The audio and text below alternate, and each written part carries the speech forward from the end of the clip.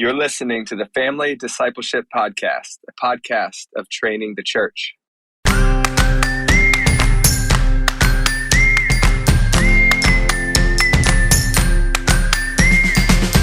All right, this is Adam Griffin, and before I introduce you to our distinguished guest, let me first introduce my two lovely co-hosts.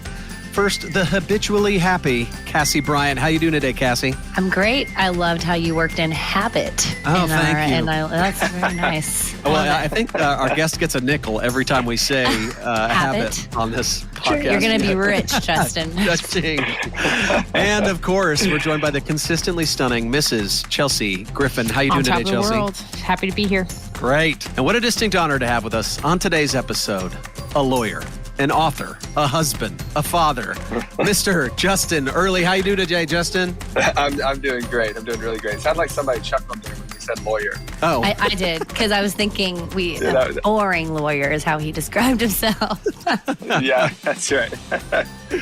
But lawyer's not the only thing you do. You also speak a lot into people's habits, and I think of you as like the king of habits, man. You write so much about habits. Are habits hard for you, and that's why you write about them, or are you leading the most disciplined life, and you're just helping the rest of us along? Wow, bingo, Adam. We're getting right to it. I write about this stuff not because I'm so qualified or good at it, but because I need it so badly. So I actually started on anybody who's read my first book, The Common Rule, knows I got onto this whole train of thinking about habits because my life fell apart in an anxiety crash. And then a big part of the Lord bringing me through recovery was figuring out that the spiritual disciplines really do change your life. Yeah. Yeah. I loved The Common Rule. I read it in early 2020, I think, or late 2019, which is perfect timing because the pandemic hit. Yeah. And it gave us an opportunity to really scale back on a lot of our time commitments and then kind of create some of those things in our lives. It was such a blessing to us. That's great. Oh, that's fantastic. I'm so thankful to hear that. Yeah, I feel like if I had written the book, The Common Rule, I would feel extra guilt and shame anytime my habits fell apart. You feel like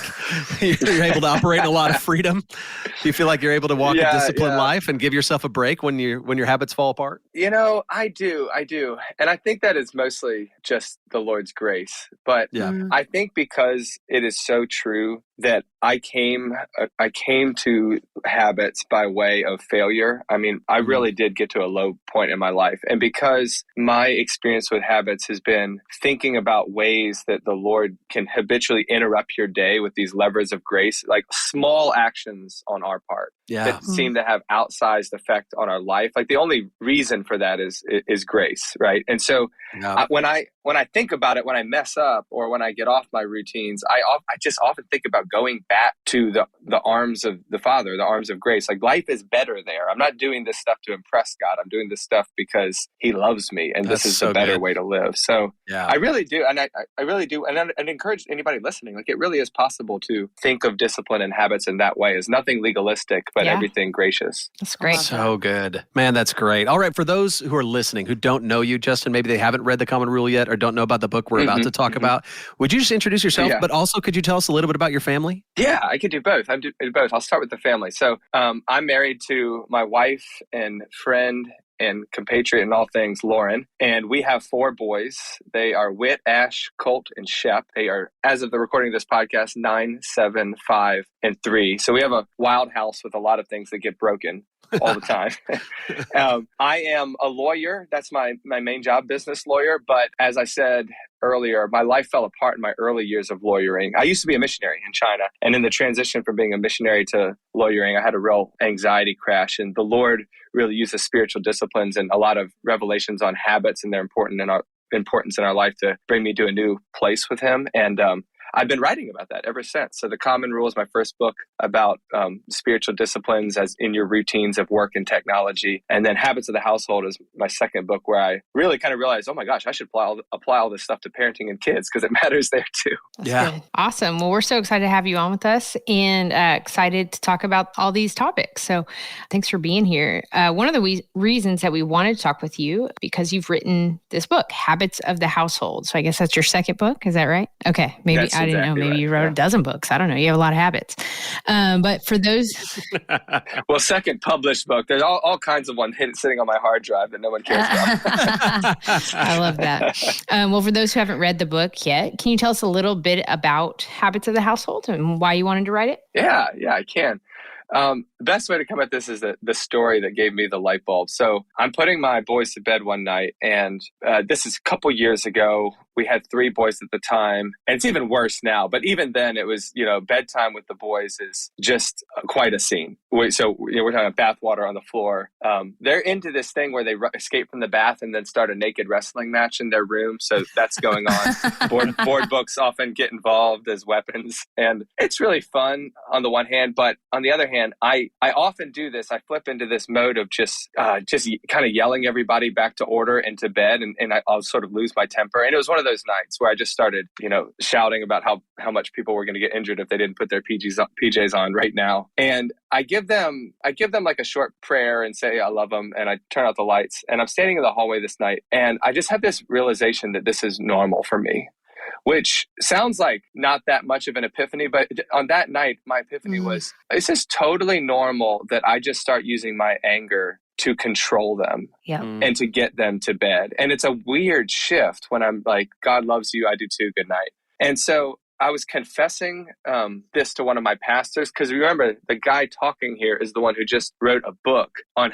habits and spiritual disciplines and how they can bring us closer to the Lord in our work and technology rhythms. And I was just realizing I have not really thought about this in terms of my normal life with my family. Like, what it feels like to live with me is not always a wonderful thing at all. And my pastor at the time, his name was Derek, he recommended I try this bedtime liturgy with the boys to help sort of steward them to bed. And so I did it. I wrote my first bedtime liturgy, and I try it out with the boys. It goes like this. I write it out, and I say to them, can you see my eyes? And they say, yes. And then I say, can you see that I see your eyes? And they say, yes. And then I say, do you know that I love you? They say, yes. Then I say, you know that I love you no matter what bad things you do? They say, yes. And I say, you know I love you no matter what good things you do? They say, yes. And then I end with, and who else loves you like that? And they say, God does. Or at least that's what they're supposed to say. But you can imagine the first time trying this with a 3-year-old. Like, Grandma. Absolute chaos. Yeah. I mean, first of all, the eye thing, they're like, took as an invitation to poke my eyes. Do you know that I love you no matter what bad things you do? They're like, no, you don't. Like, but I think I had done enough thinking about habits by that time to, at least know that nothing's a habit or a pattern until it is. So a good parent perseveres. And this is the light bulb moment. This is where I'm getting to the real answer to your question, Chelsea. Another night, like 2 weeks later, equally as messy, just as much bathwater on the floor. Board books are still weapons. But I remember that night, one of my sons lying in bed, and he says, can we have our bedtime blessing now? And we had this moment of exchanging just sort of this back and forth about how God loves us no matter what good or what bad things we do, i.e. no matter how bad they were tonight, no matter how impatient I was tonight, because we were still both. And I remember standing in the hallway that night thinking, oh, that's the power of a good parenting habit. It's not that it cleans up your life and makes everything easy. It changed my knee-jerk reaction to an ordinary moment and acted as this sort of opening door to grace coming into that moment. And that's when I was like, I need to look for these everywhere. If little ordinary patterns can create extraordinary spiritual moments in our house, I should be looking for them everywhere. And that's what the book is about, looking for them everywhere. Justin, you're like speaking our language, because moments is one of our like buckets we think about family discipleship in, and how there's these ordinary everyday moments that we have with our kids, and they're like, they can be wasted, but they also can be leveraged for really great conversations. And you talk about that in the book with these small patterns that you noticed with Lauren and the boys, like waking and meals and car rides and bedtimes, and how those in moments of worship too, and guided by habits that could accurately be seen as liturgies. So can you explain that concept a little bit, habits as household liturgies? Yeah. So one of the things that is so interesting about habit for me, and why I think it's so important for Christians to talk about it, is because I would suggest that habits are little liturgies. And the way to think about that is just to, some people have never heard the word liturgy or not really interested in it, but a liturgy is just any sort of pattern of worship that we go through. You could think church service or, repetitive prayer. But what happens is it's a small thing you do over and over that becomes semi-conscious, maybe even unconscious. And you do it in order to become formed in the worship of the God that we honor in those liturgies. And what I think is so important is that the definition of habit and liturgy are actually so similar. They're both things we do over and over, small things, semi-consciously to unconsciously. The big difference is just that liturgy admits that it's an act of worship. Habits often obscure what we worship, but that of course doesn't mean we're not worshiping. The question is not whether we're worshiping, it's just what. And I think once you have the light bulb moment that your ordinary patterns of your days and weeks are accurately described as little routines of worship that are forming your soul, that's when and this should not result in guilt or being overwhelmed. This should result in an awe-inspiring beauty, because suddenly you open your eyes and you realize the ordinary stuff is the extraordinary stuff. Like the normal domestic moment is the place of incredible spiritual formation. Yeah. And that to me is incredibly exciting as you think about parenting. I mean, you're in a world of thick spiritual formation where bedtimes, meal times, car rides, how you pass a plate at dinner, how you pray, everything, how you share is the training ground for hearts to learn to love God and love neighbor. And that to me is incredibly exciting. Justin, I love everything you're saying. And let me tell you, I absolutely loved your book. I think your book is fantastic. It's one of the best books on family discipleship and parenting I've read in a really long time. And I really appreciated your insights. My favorite chapter in your book is the one on discipline. And you talk about, you have all these categories. We could talk through all of them if we had all day, but you talk about how they fit into forming parents, forming children, forming families, different areas of habit like work, play, bedtime, meal times. But my favorite by far was the one on discipline. And you had this really great chart on instincts in moments of discipline. You have a series of things that we think and then our reactions. I'll just list a couple of them for the listener who hasn't read the book yet. Like you say, if we think in a moment of misbehavior, this is an insult to me personally, then we respond with bitterness or revenge. Or if we think when we see our kids misbehaving, I want them to feel pain or shame for what they've done, then we react with kind of a revenge or abuse. Or one other one that I really liked, you said, or if we think I'm frustrated and exhausted and I need to assert control to get the right result as soon as possible, then our reaction is that kind of impatient behavior management that sounds like was a little bit of even your testimony of why you wrote this book. But can you speak a little bit? Can you speak a little bit to why parents need to develop better habits of discipline instead of just rolling with our instincts? If we just parent from our instincts, how that's not our best version of what we're trying to accomplish? Yes, absolutely. And I can't emphasize enough, the things that you read that I wrote are descriptions of me, by the way. Like I am I write this book, I say I write from a messy house. I mean, I write from a messy heart, a messy soul. These are my temptations. So, and I think one of the things that I realized as I was thinking through how habits relate to discipline is that they're actually essential, because I think that in moments of discipline, we have all the wrong instincts. What I mean by that is we know if we were to read a great parenting book or hear a good sermon, or even just sit down with a friend and talk about parenting, we kind of know in our head, you know what, I'd really like to react more patiently to my child. I'd really like to say this kind of thing or think this kind of thing. The problem is in moments of discipline, we're in those knee-jerk reaction moments of instinct, and they're often anger and control. I mean, that's because like you just got hit in the face. Like if you're me, or you just saw a window in your house break, or you're seeing one of your sons, get barraged by another son, or a toy taken, or just you're tired and you just got home and now somebody's yelling at you. And so we're in the realm of knee-jerk instincts, and we need not just to know what we ought to do in those moments. That is super important. That's kind of the worldview education stuff, absolutely important. But we also need the practice-based formation stuff of habit, which is what is going to interrupt my otherwise sinful knee-jerk reaction that is always and ever present with me in those moments. And that's why I'm really interested in practicing habits of discipline, because they are ways, for example, that one of my favorite ones with my boys that I'm really working on now, not mastered, but pause prayers. So one of the things I'm trying to work on is before going into a moment of discipline with my boys, briefly pausing. This is probably like picture like on the way up the stairs because you hear fighting or yelling. You're just saying, Lord, help. I mean, it could be that simple, but I'm often saying something like, Lord, help me remember that I am more like them than I think. Yeah. and help me to respond with the grace and truth that you give me. Because, I too hate it when people take my stuff. I hate it when people ruin my stuff. I hate it when people are, say mean things to me. And like adults are like kids with better behavior management, right? But we're trying not just to control behavior, we're trying to steward their heart. And that means we need to interrupt our behavior management techniques and actually go into that moment and speak to them the way Christ speaks to us. Like, look for the heart and look for ways to shape the heart. And habits play a big role in that. So in your book, you wrote that by nature, discipline happens in the moments when we're not prepared for it. I'll affirm that that's true. In our last episode, we talked about having prepared strategies and language for leveraging those types of moments.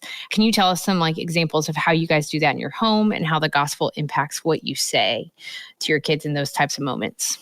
Yeah, I like this question because it relates back to the story we started with. And that was, so we've developed this bedtime routine of talking about the love of God for us, to where I now ask the kids, do you know that I love you no matter what bad things you do? They know the answer. They know in their heads what that gospel response is. But that's in their heads, right? So I remember, and I tell this story in the book, I remember just this wonderful moment with my kids about 2 years ago where I really caught them in direct disobedience. It was like I put them to bed one night and I heard them moving all their stuff to the other kids' bunk bed. And I opened the door and I'm like, you know what? You're moving like 50 stuffed animals and all these blankets and stuff. And this is really interrupted, but it looks fun. Go ahead, try a slumber party. And of course, it didn't go well. They were talking all night. So the next night, I'm like, you can't do that, right? Like, you really can't do that. We had a meeting of the minds, verbal contract was made, all this stuff. They promised me they would not move the stuffed animals again. And I remember shutting the door. And when I opened it, I waited actually and listened. And I heard all the movement again and opened the door, turned on the light, caught him red-handed, right? So, and I remember my son, Asher, who is, he's 7 now. So I think he was like 5 or 6 at the time. He just looked so embarrassed and sad. Sometimes like the kids are defiant and they're like, you really got to work through helping them to repentance. This was one of those moments where you saw the fear, the sadness, the shame on their face. And I was thinking of I go through a lot of habits of discipline in the book and things about confession, all that stuff. But here in this moment, I was just realizing, he feels guilty. He feels shameful. And it was just one of those moments that I could level with him and just use the words we've said back and forth so many times to now come into a real moment. So I think I just said, Asher, did you directly disobey what I said? And he, even started to cry as he said yes. And then I was just like, well, what do I say about how I and God feel about you when you do bad things? And I remember the wheels just started churning because he knew the answer. He was like, that you love me anyway. Mm-hmm. And that was one of those moments where you say it over and over and over, but then you get and again, this is the beauty of interruptive habits. You get a chance to actually work it into a real moment and it's normal, but it takes on all this meaning. And I think for him that night, he experienced a new way of realizing, actually, really, when I'm embarrassed and when I'm bad and when I should be getting a spanking or something. So here's somebody saying they love me no matter what bad things I do. And that was a beautiful moment for that night. And those are the kinds of moments I want to encourage parents to look for. Like, practicing this stuff is not going to make your life easy tomorrow. I promise. Parenting's always going to be hard. But it can lead to these beautiful moments where you're actually starting to see hearts formed a little bit more in the image of Jesus. And that's what we're looking for. That's good. So good. You had mentioned apologies as confession. You kind of just talked right there about confession, but in your book, there's a chapter on discipline. Can you kind of explain when you say parents should insist on apologies as confession, kind of explain that idea? Yeah, I think about this a lot because I'm in church every week and I'm invited / told to, confess and use this prayer to confess, right? And if you go to church, you realize like this is a good thing because I don't show up on a Sunday eager to talk about all the bad things in my heart and that I've done. But what happens most Sundays is that I get invited to speak the words I didn't know that I need to speak, to feel the things that I didn't know I needed to feel about them. And that is like quintessential liturgy, right? Somebody invites you to say the words you needed to say. Yeah. And by cooperating, you uncover what God is doing underneath in your heart. And I say it like that because I think it's important to remember that, yes, in the end, we want kids to actually voluntarily be repenting and confessing in real and heartfelt ways, but they're children and they need our help to learn that. And so I just really encourage parents to, have them say what went wrong, even though it's going to be like, I'm sorry I hit you. I'm sorry I took that.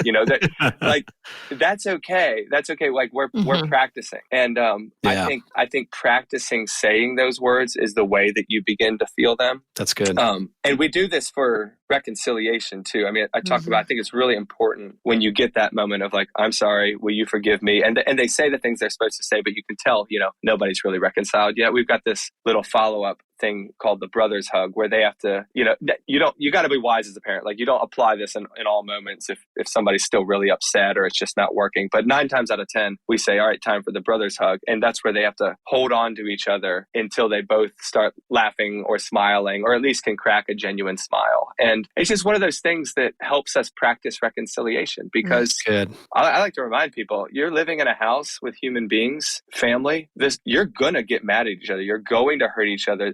It is a given of life that we are going to sin against each other. What is not a given is whether we will reconcile. And practicing small acts that lead us into confession, forgiveness, and reconciliation, that's really the difference between a house, I think, that's being formed in the image of the story of the Bible, and a house that just knows it but doesn't act like it. And it's a huge difference. And you're so right about the brothers hug. When it's wild how when we make our kids do something kind of like that, it doesn't have a title, but maybe we'll just adopt that one.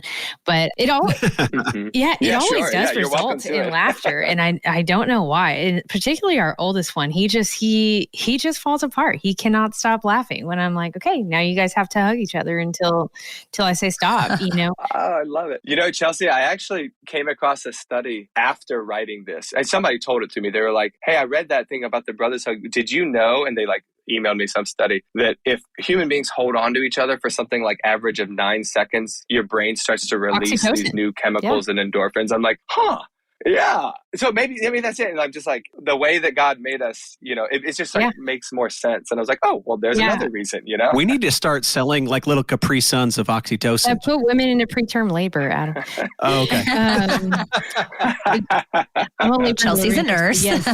Prolonged physical contact longer than 10 seconds does create an oxytocin release, that's the same hormone that women have a high endogenous level of when they're in active labor, but it's also called the bonding hormone. So men even have a release of oxytocin when their baby's born. And we have this all the time. It's really common. But that's the hormone we use to induce labor. And just, an induction of labor in the hospital, we use a synthetic form called Pitocin. But oxytocin is that hormone that, and that's why we don't want, our daughters, going around hugging all the boys and stuff, because it really does. It creates a chemical response that tells you. Yes. Oh my gosh. So fascinating. Wow. So no hugs over 9 seconds with other kids. You get a side hug, 1 Mississippi, 2 Mississippi, done, until you're older. So, but that's a real thing. And honestly, though, it's really profound to think about how God would make us that way, and how safe and cared for we should feel within our households, that we have a chemical response to a hug from a brother, and how just thoughtful God is. He nailed it. He nailed it big time. Nailed it. He nailed it. Yeah, that's beautiful. Wow. I'm so glad to be armed with this knowledge now. Habits of the Hug. That's the next book. Let's do it. Yes. That's awesome. Well, Justin, sometimes we like to talk about what goes imperfectly in parenting on our podcast.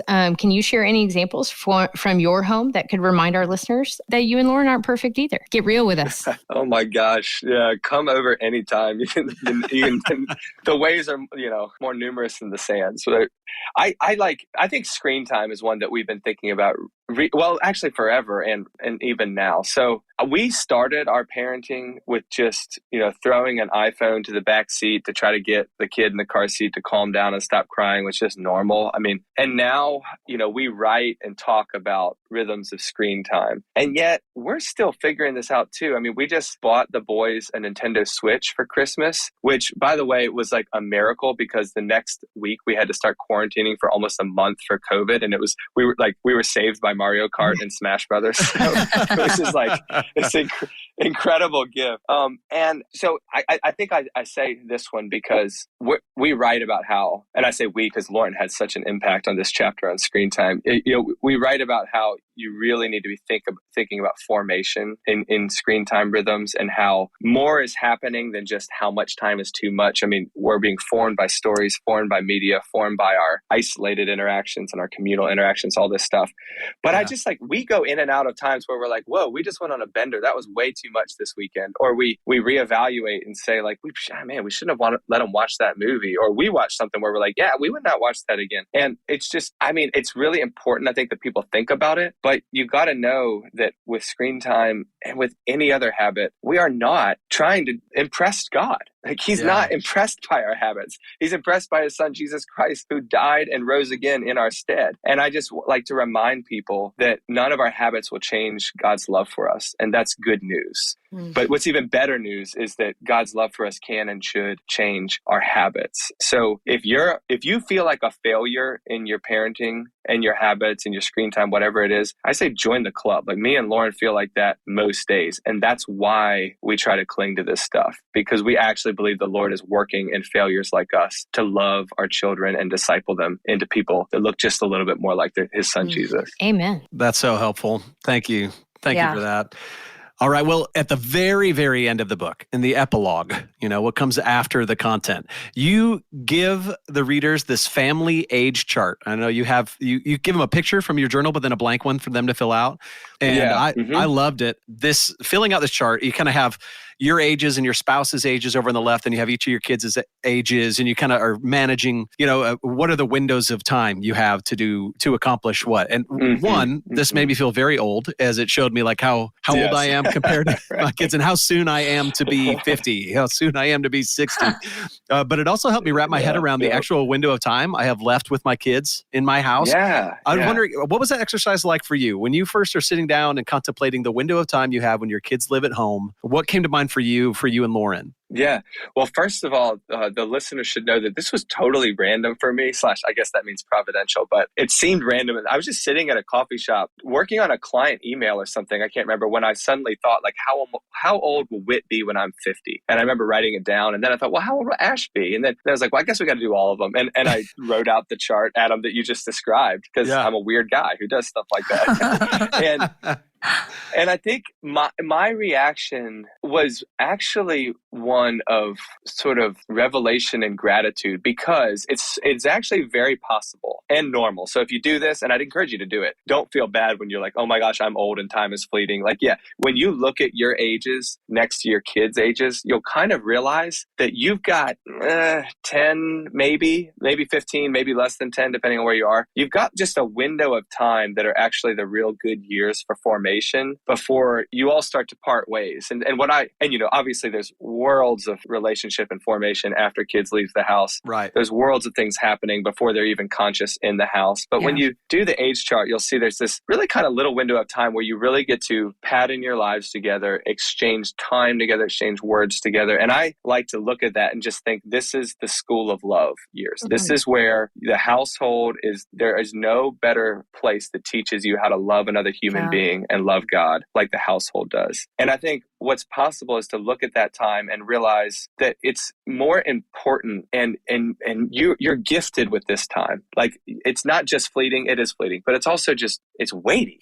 These are the years you get to form your children. And I think that's a healthy realization for anybody, just to sort of zoom out and realize that vision of the future that, the Bible's often trying to do this to us, right? It's trying to get us to remember where we came from, remember what God did for us, and remember where we're going. That's good. And it's a good opportunity to just remember what has been and what is to come for your family. Step a little outside time and realize God has given you these years to steward them well, act intentionally in them, because you will not always have them. And that's okay, but this is a real gift for you now. Okay, for our listeners who have to wait a few days after they order the book to get it and read it and all of that, what are, like, for parents who've tried over and over to establish some habits and it just hasn't stuck or hasn't worked out, what are some just good tips for starting out? Or what would you tell the parent that's like, I want to get started today, I want to have this conversation with my spouse?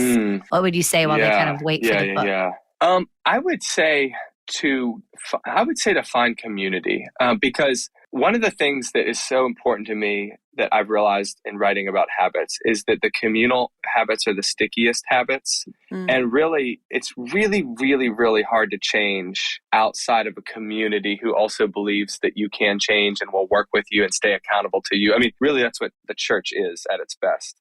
But I think it's interesting, like Alcoholics Anonymous research would name this empirically, that human beings are very bad at changing on their own. What they need is a community of people around them to keep them accountable, stuff like that. And so it could start with just a conversation with your spouse. It's like, I heard this podcast, let's listen to it together and have a conversation.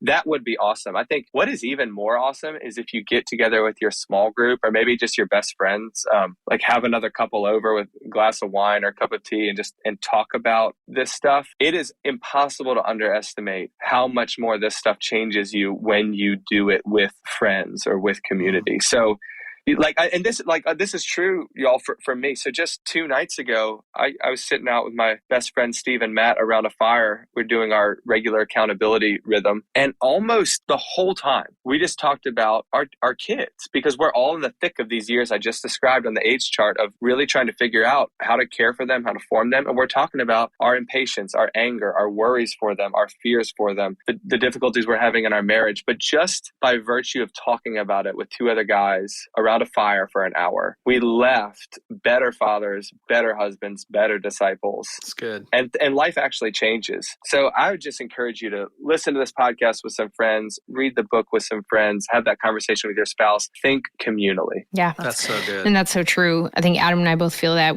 even if it's not related to parenting, but just anything, you read something good, something gets, and it doesn't really feel like it's really added until you've really told somebody else about it or shared it with somebody, Yes, and so, that's really great that you have that in your small group.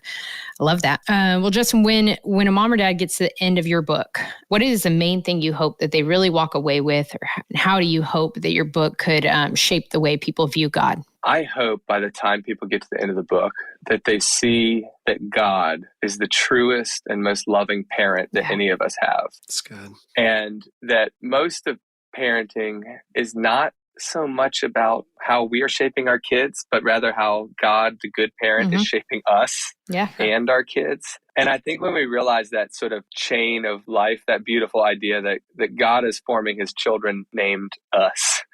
And then we get this amazing capacity to be parents and form children, who we call our kids. There's just this beautiful merger of being children of God and acting like God. And I think realizing that you've got the perfect father, you have everything you need in Jesus to parent well. And so do your kids, because they have Jesus too. Looking up to him. Parenting is essentially about looking up to God and realizing that he is all the parent you ever needed and trying to reflect that light and that glory and those smiles back to your kid. I hope people see that, because when you see Jesus, you'll parent well. That's great. Before we let you go, Justin, would you mind just personally sharing with us the prayers that you have for your kids right now? Like if our listeners want to pray for you and the Earley family, what can they be asking God for on your behalf? I'm tempted to say something super profound, but I'll tell you what we were praying for last night at our family devotion time. We were praying that we would all learn to complain less and be kinder to each other. And maybe that's what the listeners should know, because I don't know, I'm writing a book about this and talking about this, but look, our breakfast time looks like y'all's breakfast time. Everybody's complaining about their bowl of cereal or not having the right milk or something. And we're just trying, honestly, so School of Love 101, we're just trying to remember that we don't have to yell at each other. We can speak kindly to each other. We can ask, and this is for Lauren and I too, because we'll just, we'll snap back. And so you can pray that we'll continue to learn to be kind, patient human beings with each other and be a little bit more like Jesus to each other in those hard moments, because the ordinary stuff is the extraordinary. Absolutely. Stuff. Yeah. Wow. I'll take those prayers too, listeners. Seriously. Pray that over the Bryant home too while you're everybody. Anybody else want to get in on this? Justin's like reading my mail over here. The whole discipline. I was like, oh my goodness. I'm always praying that your family would complain less, Cassie. That's one of my top prayers. Honestly, Justin, I hope you keep writing. I hope you keep leading the way you are. I'm so grateful for your voice out there. I'm so grateful that you took the time to talk to a publisher about this idea and put it out there. I think it's going to be incredibly helpful for a lot of families. And I mean, I know I'm your target market, a dad who wants to lead his home spiritually, but I know there's a lot of people out there who need this truth, who need this word and be reminded of the grace of God in the midst of it. Well, thank you so much. I'm so encouraged to be on here, and I appreciate you guys. Beautiful comments, great questions. Y'all are the best. Keep fighting the good fight. Thanks, Justin. Well, thanks for listening, friends. If you think it's as important as we do to disciple our families, please give us a great review wherever you listen to podcasts and share this episode with one of your friends who could use it. If you want to keep up with us or join the conversation, you can follow the Family Discipleship Podcast on social media. We love you, listeners. We'll be back next week with more great stuff. We'll see you then.